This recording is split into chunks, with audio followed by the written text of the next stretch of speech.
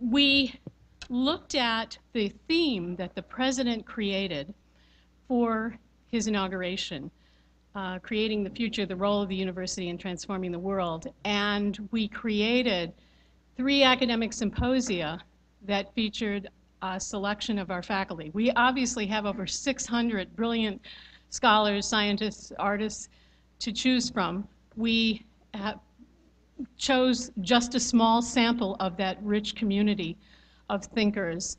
And we are just very fortunate today at this particular session to look at the globe. We're looking at the role of the university in transforming the globe in the work that faculty do as teachers, as scholars, scientists, and as people who translate the good work of their research into good practices, best practices around the world. Since we've already seen many cases where the work being done here is applicable to the challenges that face us around our planet. So this is our most global of the 3 symposia. We have chosen faculty, they've all been nominated by their colleagues and deans to represent all of us. And I would like to begin by welcoming one of our colleagues, Dr. Navinder Seeram. You can look at his distinguished record in looking at the globe, involves our partnerships in international education, and clearly a key player in the discovery of knowledge about language and culture and literatures is our Department of Modern Languages and Literatures. Our next speaker is sort of a triple threat fellow and one-man interdisciplinary team, Dr. Alain Philippe Durand, who is a professor of French, a professor of English, and a professor of film media. You may know that he took a very well-run but a tiny French program and turned it into one of the largest in the United States with partnerships all over the world. It's my great pleasure to introduce my colleague, Dr. Alain Philippe Durand. Thank you very much, Winnie. Thank you for having me. Between 1999 and 2010, the University of Rhode Island saw a constant growth in its number of French majors. We went from approximately 30 to 161 as of today, French majors. In 2006, I contacted several of the largest public universities in the country. This is what I found. All schools surveyed had a total enrollment almost 3 times higher than URI. Except for Michigan State and the University of Minnesota, no other school had more majors in French than URI. URI had by far the highest ratio in terms of total enrollment in French classes, about 450 students per semester, and number of majors, 161 out of 450. URI is the only institution in the country to have French majors pursuing double majors and dual degrees in 46 different majors across 7 colleges. There are students at URI who double major in French and in disciplines as varied as English, Italian, marine biology, film media, secondary education, engineering, communication, business, nutrition and dietetics, psychology, pharmacy, or textiles, fashion, merchandising, and design, to only name a few. In fact, URI colleges are so committed to French and other languages that the deans of the College of Arts and Sciences, Business, Engineering, Environment and Life Sciences, Human Science and Services, Pharmacy, and the director of the Honors Program all accepted our invitation to meet with French government officials when they visited our campus back in February. While the love of Americans for the French language, literature, and culture and the URI French faculty hard work certainly play a big role in these results, they are not the unique reason for these impressive accomplishments. When you think of it, URI is not the only American university to employ outstanding, dedicated, and hardworking faculty members, and it is not the only university to claim its interest in internationalizing its programs. However, URI is certainly one of the very few institutions in the nation that is internationalizing across its academic structure and that is committed in removing any administrative barrier that will stand in the way of interdisciplinary partnerships, including between disciplines from different colleges. Unlike what happens at most universities, URI removed several curricular requirements that used to make it very difficult, much more expensive, and longer for a student to graduate with a BA in a language and a BS in another college. Today, with a few exceptions, at URI, it is possible to double major or pursue a dual degree in English or in a modern or classical language and still graduate in 4 years.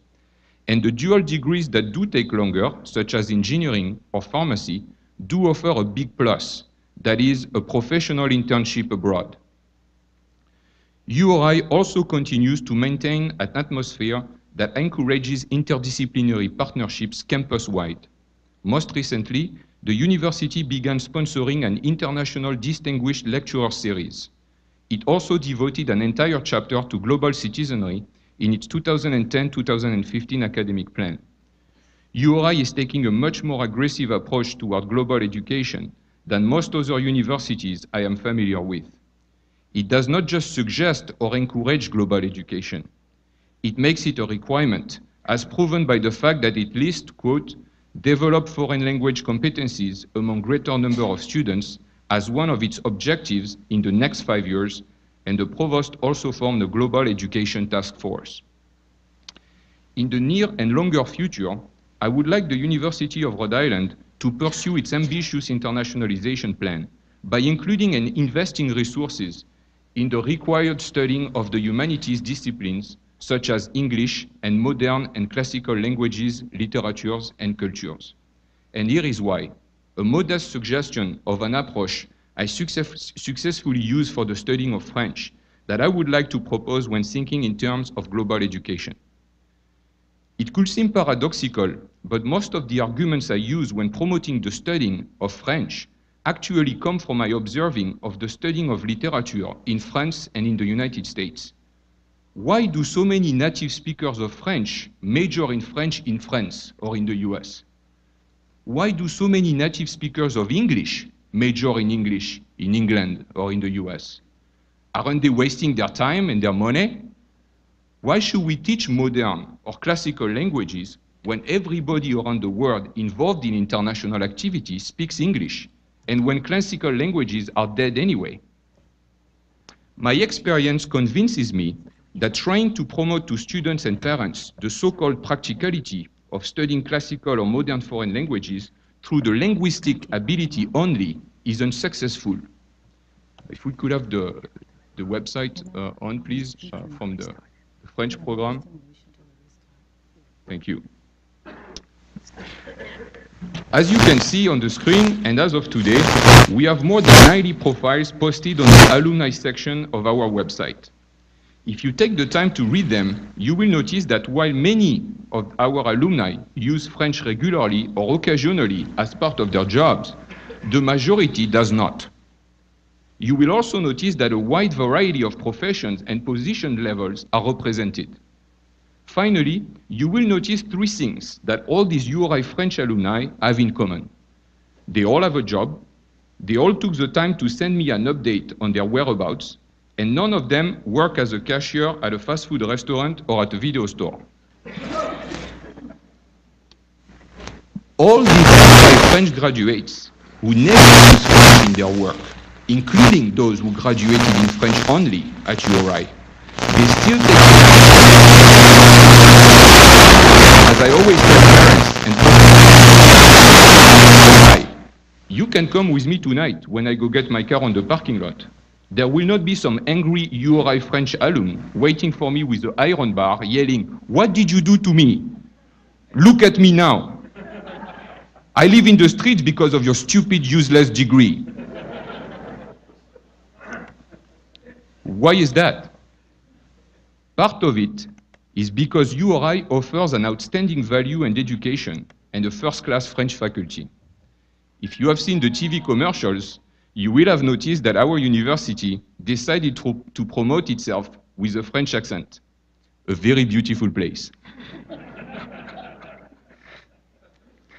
But I believe that the main reason for these very smart students to go on with French, regardless of what their other interests were, the reason why they keep in touch and take the time to send us their updates and gratitude is the personal attention they received at URI.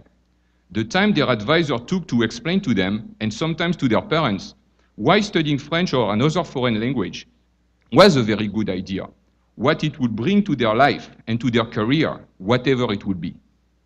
What I am proposing is that we do not focus on the language only when promoting the studying of classical and modern languages.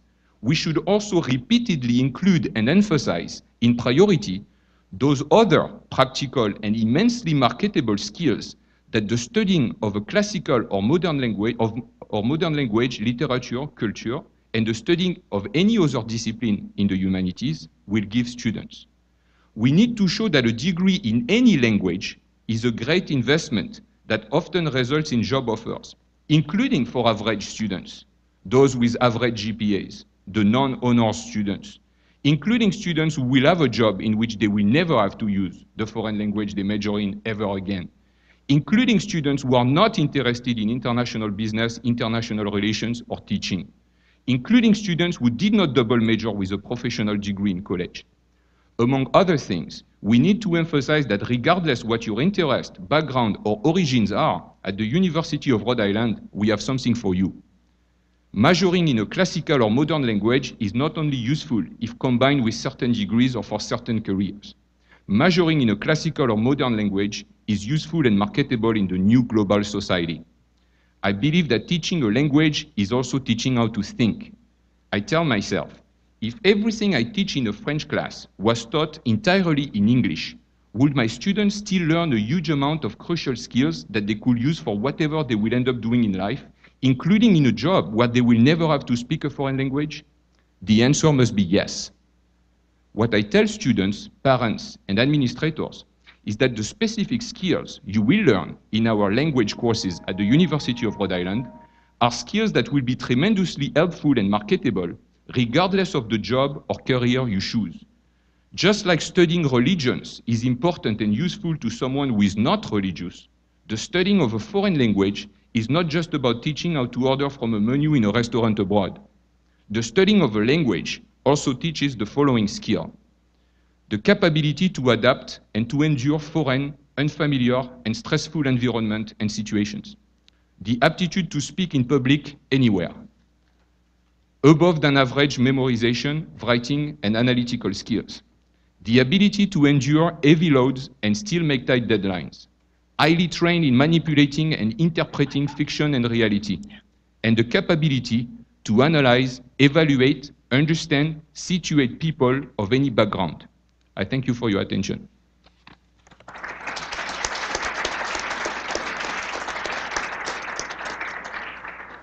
I'm wondering if there's been any attempt to study the possible health benefits of the phytochemicals in maple syrup. The question is if there are any possible plans to study the health benefits of the phytochemicals in maple syrup. And absolutely yes. I think the past 6 months that we've been involved in the research has been doing chemistry in terms of finding out what the compounds are, evaluating their levels, and not only their levels, but trying to understand geographical changes, production, different grades of maple syrup.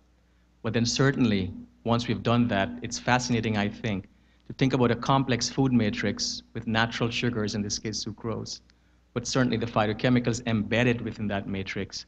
What would it do ultimately when it gets into your body? Or are we combining berries and maple syrup together? What happens? And I think in the future plans that we have, at least with our current collaboration with our partners over in Canada, is to investigate some of these questions. Thank you. Is it just a happy accident and luck that we drink, we eat maple syrup? But what about other tree saps? Is there any thought to look into other trees? And the question is it only maple tree sap or other tree sap? There are actually, and I just learned this recently, there is some other minor sap that are in our diet, including birch sap. I've seen one paper on walnut tree sap, but certainly by and large, the vast majority of the sap that we have in our diet is maple. Now, why that happened, I don't know, but from my understanding is that for hundreds of years, the Native Americans, the Native Indians, had figured out a way to use the sap for energy, and they actually drink the sap called the lifeblood of the tree. Apart from using other parts of the plant, for various other health benefits. But you know, I don't know. The thing is, it is here. It's been brought in to us, as my daughter would say.